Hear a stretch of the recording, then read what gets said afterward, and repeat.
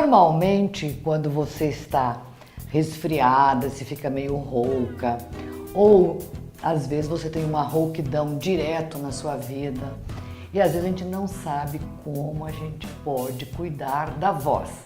É importante cuidar da voz, por quê? Porque ela é o meio de comunicação, que é a fala que todos nós usamos no nosso dia a dia. Dr. Alex Itarogawa é especialista em como cuidar da voz. E nós que usamos o veículo de comunicação, a voz, sem a voz nós não somos nada. E é importante cuidar da voz, doutor Itar. É importante cuidar da voz. A voz, ela é muito comum, igual como você falou, a gente apresentar rouquidão quando a gente tem os resfriados, né? Numa fase intermitente. Numa faringite, numa laringite. Numa tosse, alguma coisa assim. Agora, esses cuidados com a voz vão evitar exatamente os problemas crônicos da voz, que são os nódulos, os pólipos, o aparecimento de outras lesões das cordas vocais, que são as pregas vocais, né? E que vão acarretar de forma crônica a rouquidão. E muitas vezes vão necessitar de tratamento ou fonoterápico ou medicamentoso, em algumas situações, inclusive, de tratamento cirúrgico. Mas tem pessoas, doutor Alex, que eu conheço, que ela já tem a rouquidão já desde criança e nunca procurou para verificar por que dessa rouquidão. Isso é comum? Isso é comum. Na verdade, é comum? É comum. A gente divide assim as lesões das cordas vocais nas lesões que as pessoas nascem com as lesões nas cordas vocais, nas lesões adquiridas que estão relacionadas ao abuso da voz, né? E nas doenças relacionadas às lesões crônicas da voz, por exemplo, as lesões ocasionadas pelo cigarro, né? Então, nas alterações congênitas da voz, a gente tem o cisto, lesões como pontes, sulcos, né, que são lesões que acarretam uma rigidez da corda vocal e por isso a pessoa sempre vai ter uma voz mais áspera desde a infância. Essa é a característica de quem tem a voz desde que nasceu. Diferente da pessoa que tem, por exemplo, um nódulo, que é uma voz um pouco mais rugosa, alguma coisa assim que aparece decorrente do abuso da voz, por exemplo. Como que se descobre o nódulo? O nódulo, cada vez mais a pessoa... o que acontece? A corda vocal, ela, quando a gente respira, ela abre e quando ela fecha, ela vibra entre si produzindo som, né? Se a gente tem alguma lesão dentro da corda vocal, é como se criasse espaços que o ar passa, que a gente chama de fenda, né? Então, a pessoa ela tem um tempo de fonação menor, então ela tem que se esforçar mais para falar. Então, o que vai acontecer principalmente? A pessoa vai começar a se sentir cansada na hora de falar, né? Em algumas situações de uso extremo, até dor na hora de falar, né? Esses são os primeiros sintomas, a rouquidão com o abuso e, inclusive, com a dor com o uso mais abusivo da voz. E até para respirar? Para respirar, normalmente não, né? Mas, normalmente, o abuso da voz está relacionado a um cuidado inadequado da voz, o que acaba acarretando assim, um ressecamento do epitélio, da mucosa que reveste a laringe. E isso pode ocasionar dores e outros problemas assim. E essa região ela é composta de quantos órgãos? A corda vocal, como é que é? A laringe ela é dividida em 3 compartimentos, né? Sendo que o compartimento principal em relação à parte da voz é o que a gente chama de glote, né? Que é a região das cordas vocais. A corda vocal, ela tem uma anatomia bem peculiar, que a gente fala inclusive em ultraestrutura da corda vocal, tá? Ela é composta basicamente por uma superfície vibrátil e por uma superfície mais rígida, que é o músculo da corda vocal, tá? Então a gente tem um músculo, que é importante a gente aquecer, desaquecer, descansar ele para não ter fadiga do músculo, e essa superfície da corda vocal, que são os cuidados de hidratação, que são importantes de se fazer. Como que é essa hidratação? Hidratação? Água? Líquido, inalação, aí tem alguns alimentos que ajudam a deixar a laringe um pouco sem resíduos, que é a maçã, né, se alimentar de maçã, o mel e limão ajudam a manter um pouco mais hidratado, gargarejos sem muita intensidade no gargarejo com água e sal, são medidas salutares para a gente preservar a voz. Bom, e depois você estava falando dessa região. E tem a subglote. Isso, então a gente tem a glote, que é o compartimento médio da laringe, e a gente tem 2 compartimentos, um abaixo, que é a subglote, e o outro acima, que é a supraglote, tá? A subglote, ela é uma área que não dá muita rouquidão, né? Sim. Ela está relacionada principalmente a situações de falta de ar. A gente vai ver isso muito nas crianças, né? As crianças vão se manifestar com o estridor, que é aquela respiração mais ruidosa, assim, né? Ela puxando o ar desse jeito. Essas são as alterações principais na subglote. Na supraglote, ou laringe supraglótica, a gente vai ter nós vamos ter os sintomas de disfagia, que seriam alterações da deglutição e também na dor na hora de se alimentar, que a gente chama de odinofagia, né? A laringe supraglótica, ela ganhou uma importância recente grande porque o ex-presidente Luiz Inácio Lula, né, teve um câncer nessa região da laringe supraglótica. E o seu diagnóstico foi tardio, exatamente porque essa região não se manifesta primariamente com rouquidão, e sim com dor num estágio mais avançado, né? Bom, o calo vocal que a gente ouve falar aí, né, grotescamente aí na população, é a mesma coisa que um tumor? Não, Não? então, não. O calo vocal, eu gosto de comparar mais ou menos como se a gente fizesse academia, né? Então, se a gente faz muita academia puxando peso com a mão, a tendência é que formem calos nas mãos. Nas mãos. E se a gente parar de fazer academia, os calos vão sumir, né? O calo da corda vocal equivale ao nódulo da corda vocal, né? Então, se a pessoa fala demais, os nódulos aparecem. Se a pessoa para de falar de forma abusiva, os nódulos desaparecem. Bom, eu né? agora estou preocupada, porque eu falo demais, doutor. Mas os nódulos, eles nunca viram câncer. Esses calos da mão nunca vão virar câncer, né?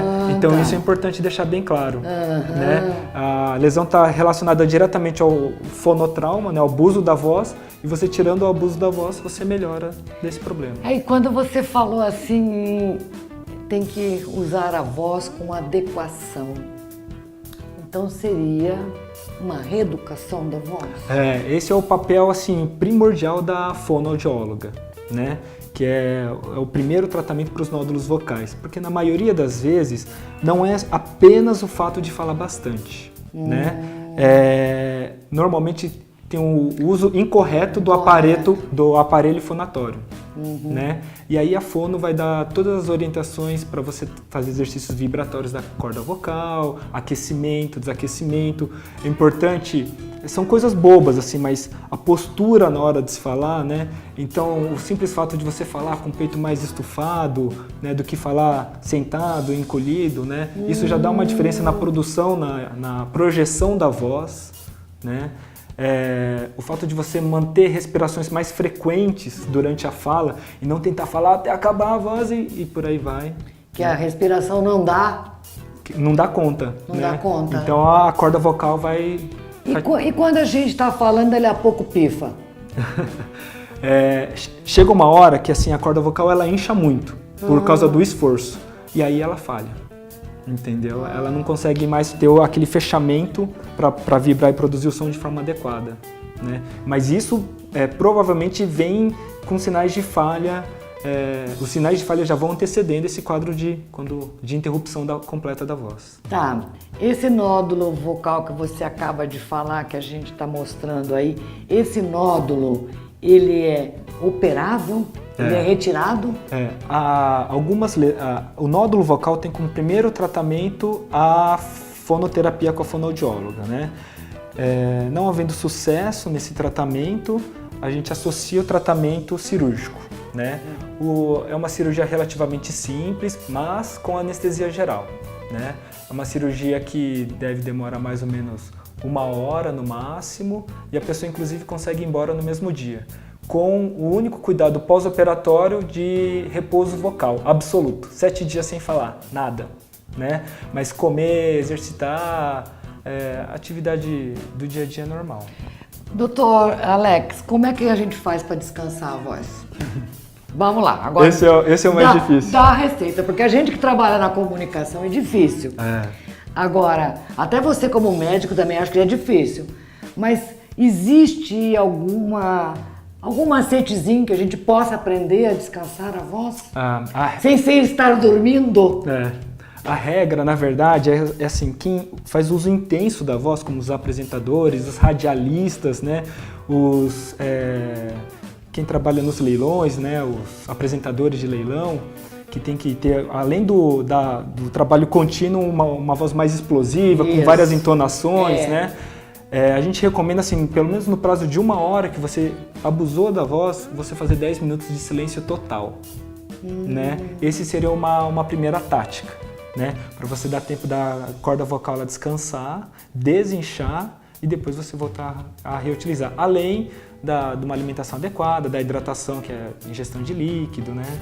E pode fazer gargarejos e os aquecimentos da voz. Gengibre é bom? Gengibre é bom, né? O que a gente acha que não é adequado é que algumas pastilhas de gengibre, elas contêm anestésico, né? E o que acontece? Esse incômodo, essa dor que a gente sente quando a gente está forçando na hora de falar, é um sinal de que a voz já não tá indo no caminho certo. Então os anestésicos, ao aliviarem esse incômodo, a tendência é que a pessoa cada vez mais force mais, né? Então essas balas com gengibre, mel, elas não são ótimas para a voz, mas o problema são quando elas contêm o anestésico, né? Porque daí você não percebe que você está abusando da voz, né? Quando é que faz a traqueostomia? Porque a gente vê, muitas vezes, pessoa que faz a cirurgia do laringe, etc e tal, faz uma traqueostomia. Em que situações que se faz? São situações bem raras, né? Em relação a essas lesões mais básicas das cordas vocais, como os nódulos, os pólipos, os cistos, essas situações quase inexistem, assim, a realização da traqueostomia. A gente reserva as traqueostomias a quadros que existem alguma lesão dentro da laringe que ela obstrui toda a área respiratória. Então a pessoa não consegue respirar pelo nariz ou pela boca e aí tem que fazer a traqueostomia para respirar pelo pescoço, né? Normalmente a gente restringe em 2 situações principais. Quais? Uma, os tumores, né, benignos ou malignos, principalmente nos malignos, como câncer, né? E nas estenoses, que são fechamentos, estreitamentos da via aérea, né? Esses estreitamentos eles podem acontecer por trauma, por exemplo, um acidente de carro. Pode acontecer uma estenose da laringe, da traqueia por ingestão de soda cáustica, nos suicídios, né? E pode acontecer por infecções específicas, assim, mais raras, assim, graves, com intubação prolongada e por aí vai. Tá? Bom, você falou em que você é especialista em voz. Sim. Doutor Alex, eu posso querer saber como é que está a minha voz. Que exame é feito? O primeiro exame que mais preocupa a gente é quando a pessoa tem mais de 2 semanas de rouquidão. Aí a gente acha importante fazer o exame que a gente chama de nasofibrolaringoscopia, né? Naso, que é uma câmera que entra pelo nariz, fibro de fibra óptica, né? E laringoscopia, que a gente desce até a laringe. Ou um exame que a gente chama de videolaringoscopia, que é uma câmera que entra pela boca, com uma câmera rígida, que a gente consegue avaliar as cordas vocais.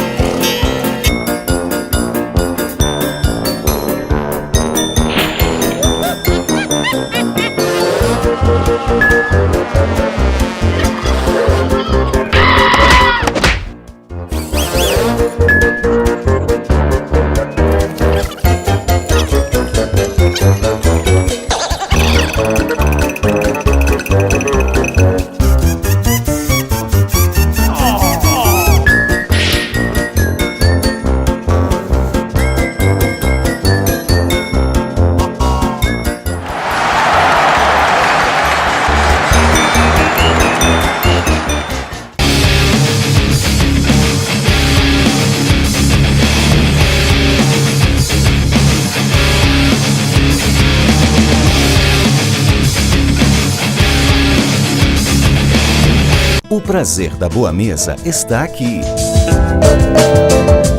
Tomatos, sua nova opção de almoço no centro, de segunda a sexta. Delicioso buffet com saladas, legumes, massas, carnes, guarnições e muito mais. Tomatos, gastronomia de qualidade e arte no bem servir para toda a família. Rua Belo Horizonte, 1321. 2396. 2396. Ué, sobrou um aqui. Ô, Alvarenga, sobrou um pacote estranho aqui. O que eu faço?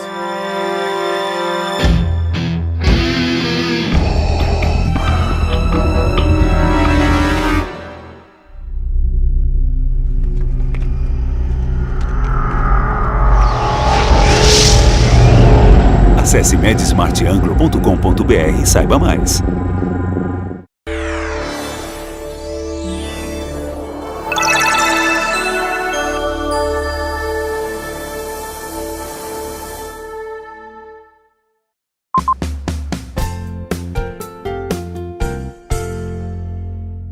Estamos aqui, atrás de nós, temos a Biblioteca Zaqueu de Mello na Unifil, mas eu aproveito para bater um papo com o professor Luiz Marcelo Martins, que é coordenador de cursos de MBA e pós-graduação aqui da Unifil, onde a gente quer mostrar para você que a Unifil tem um slogan, teoria e prática. Isso se adequa aos cursos de MBA e pós-graduação. Portanto, vamos ver o que tem o professor Luiz para nos dizer. Professor Luiz, você é coordenador dos cursos de MBA? Sim, eu coordeno 4 cursos atualmente.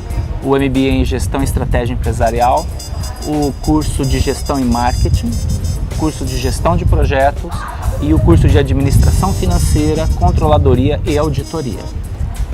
Esses 2 últimos que você falou, eles são mais recentes ou não? Os cursos para 2013 e 2014 são os cursos de Gestão de Projetos e o curso de Gestão de Mercado, que a gente também chama de Gestão Comercial. Esses cursos são recém-lançados, são as estrelas que estão sendo lançadas agora aqui na Unifil. O MBA em Gestão Empresarial, ele já tem mais de 10 anos na casa. É um curso solidificado já, um curso aceito pelo mercado. É um curso que busca atender a necessidade de uma formação genérica do profissional, colocando ele a par e colocando ele com ferramentas de atuação dentro do processo de gestão. O curso de Administração Financeira, Controladoria e Auditoria, Mafalda, ele é um curso técnico, um curso bem específico, para quem trabalha na gestão financeira das empresas ou instituições financeiras, e ele visa também instrumentalizar o profissional para trabalhar na área, contudo, como eu disse para você, especificamente dentro da área de finanças. Agora, fala pra gente. Quando o slogan é teoria e prática, mesmo no MBA, mesmo no de gestão, isto é aplicado, professor? Sim. A prioridade nossa é dar para o aluno ferramentas de atuação profissional.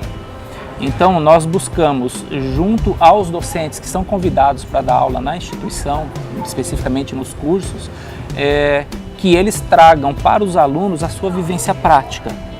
Então, nós temos sim a necessidade de uma fundamentação teórica dentro da formação do aluno, mas também a aplicabilidade desses conceitos. Então, não é somente ensinar o conceito, é ensinar o aluno a aplicar aquilo que ele está aprendendo no dia a dia da sua atuação profissional.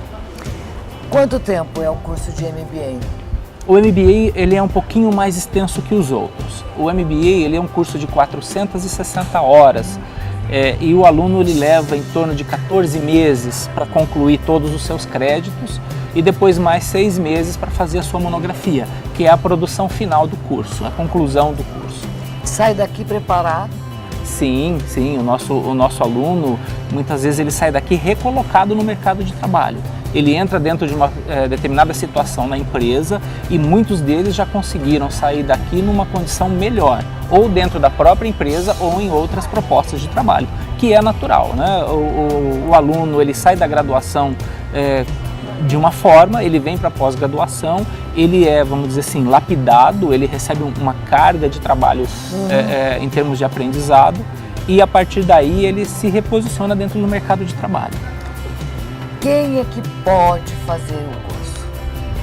Mafalda, Qual tipo de profissional que possa fazer isso? veja bem, vamos dividir então nos 4 cursos que nós Isso. temos lançado. O MBA ele é um curso generalista, ele é um curso de formação generalista. Nós tentamos atender a necessidade do mercado em todas as áreas. Então, o nosso aluno ele vai ter conteúdo na área de recursos humanos, na área de finanças, na área de gerenciamento de produção, na área de mercado e outras áreas afins, como negociação, como planejamento estratégico, que compete a todos. Que pode Então, ser um médico, um engenheiro, sim, um arquiteto, sim, um farmacêutico, exatamente. uma enfermeira. Exatamente, Pode ser engenheiro agrônomo,